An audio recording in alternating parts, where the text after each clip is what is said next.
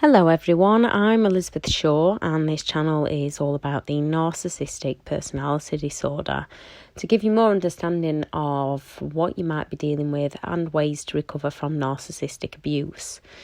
This video is facing your fears to move forward onto a happier life and how to leave a narcissistic relationship. If you are starting to realise that something isn't right within your relationship, that some behaviours you've accepted as normal and adjusted who you are and your life to suit them, that you should have never accepted or never really truly knew who you were, the reality of the life you've been living and the reality that you can make it better as you're now thinking that I must break free, but how do I break free? These thoughts can keep you entangled with a narcissist for years, and it's all about how the narcissist has managed to take control of you through putting that fear into you.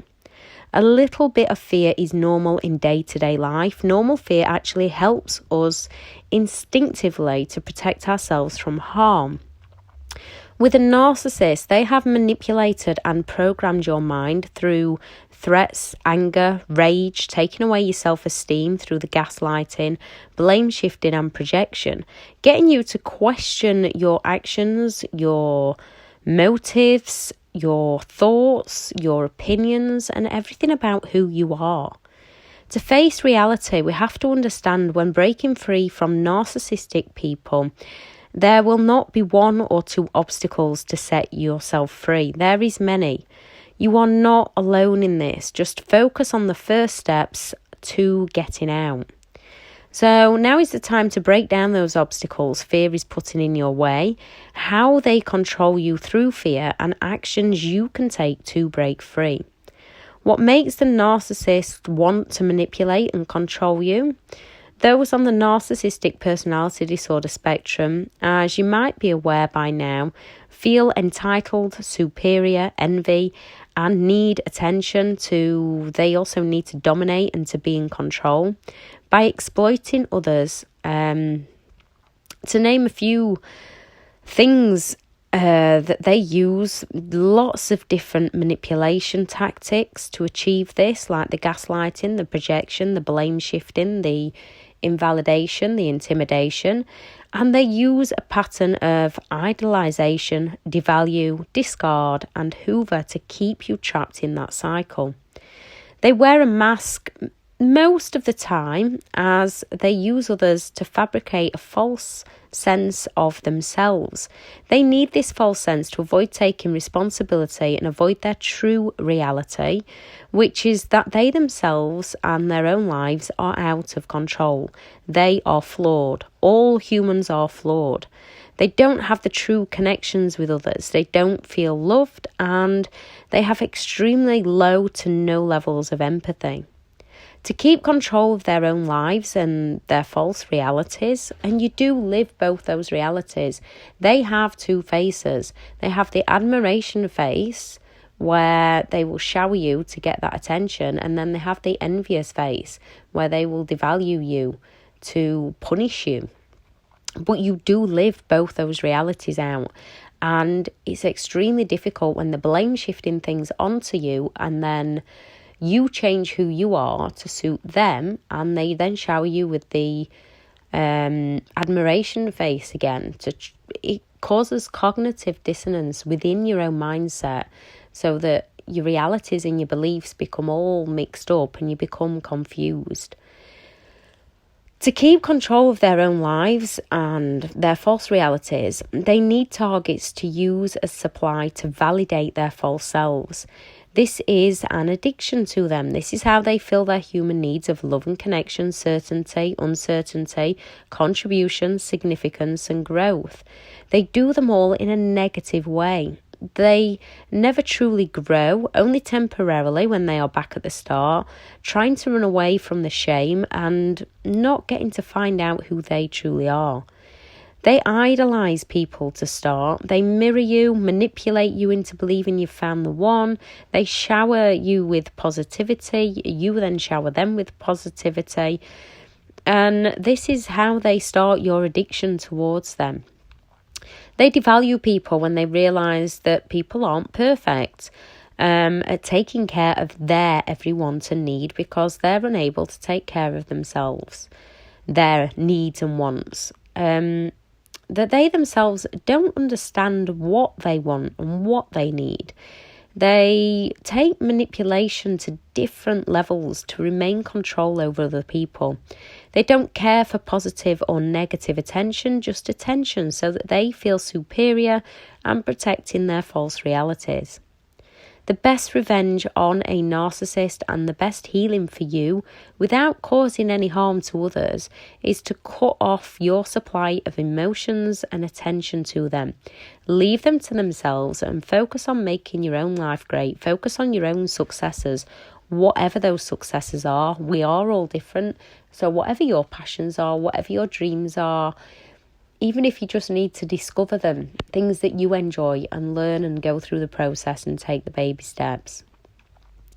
They will discard people, often in cruel ways, when they feel that that person is no longer meeting their needs, often coming back for the hoover to take back their control. Fear is one of the biggest reasons people stay trapped in a narcissistic relationship of any kind. And how do they do this?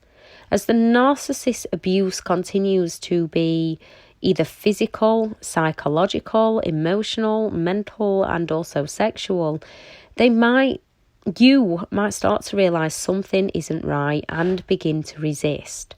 The narcissist will then offer intermittent plays of be nice, blame shift and projection. So you look inwards, blame yourself and work harder to please them, making you question the abuse. If only I didn't, they wouldn't mindset begins.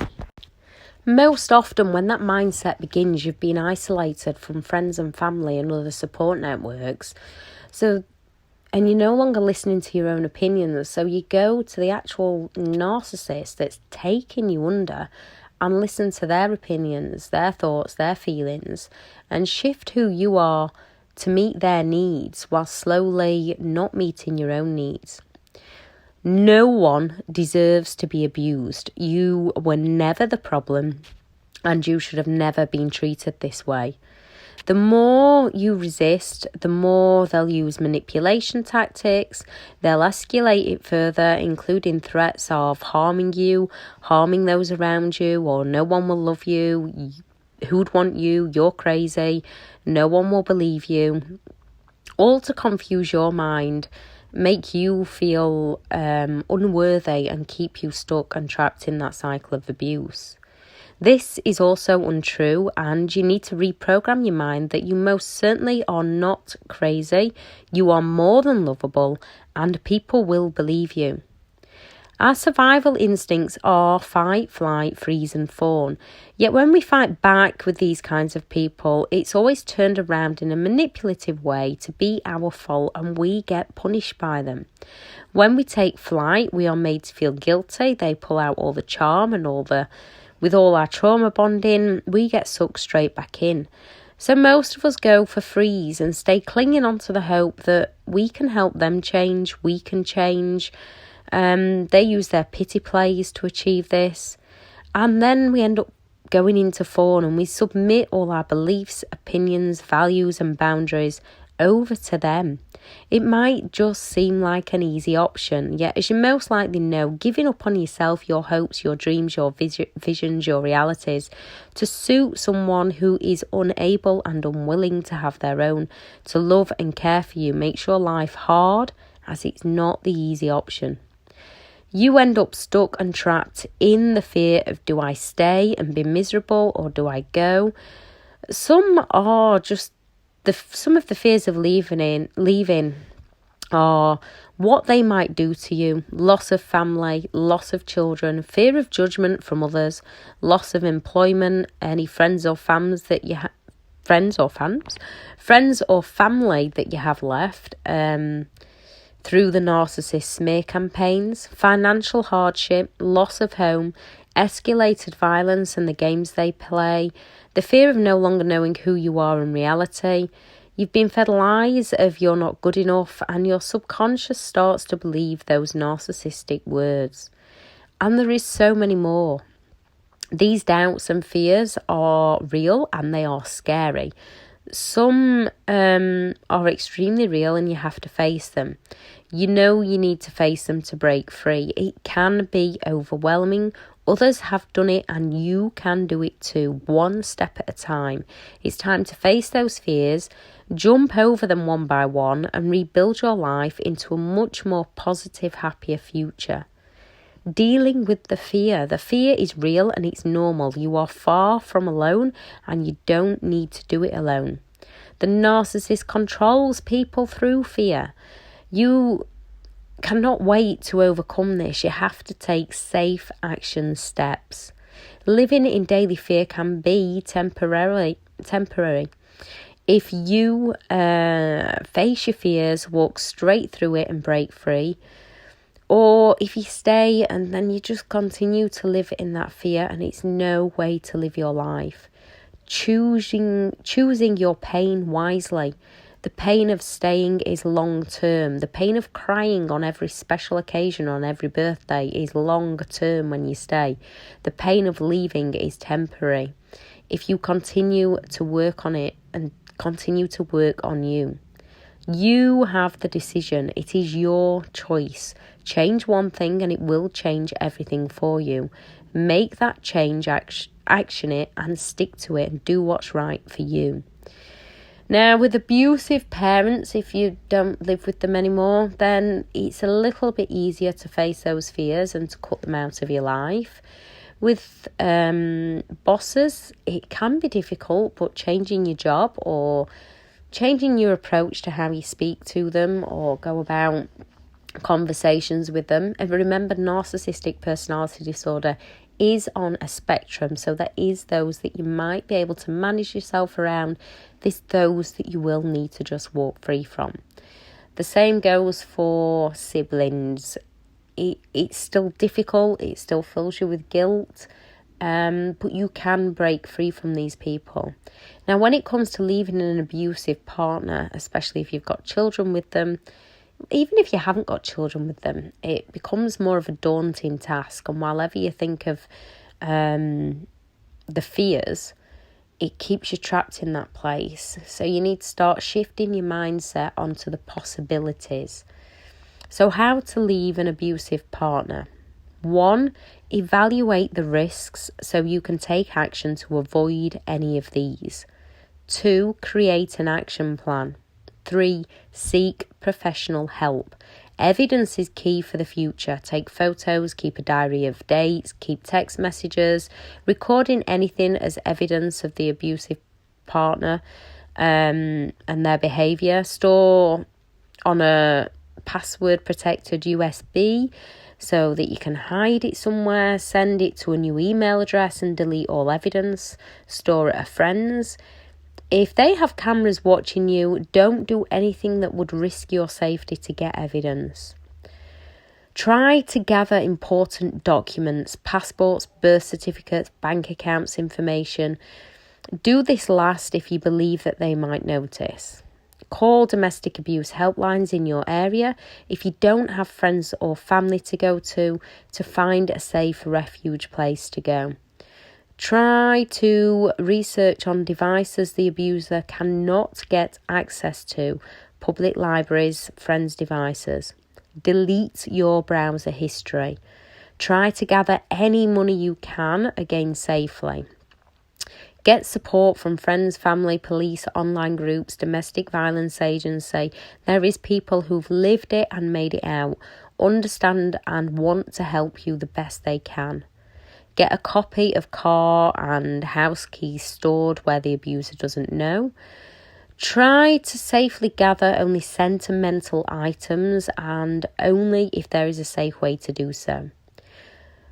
Do not leave in the heat of an argument. Do not leave in the heat of an argument because you never know which switch they might flick.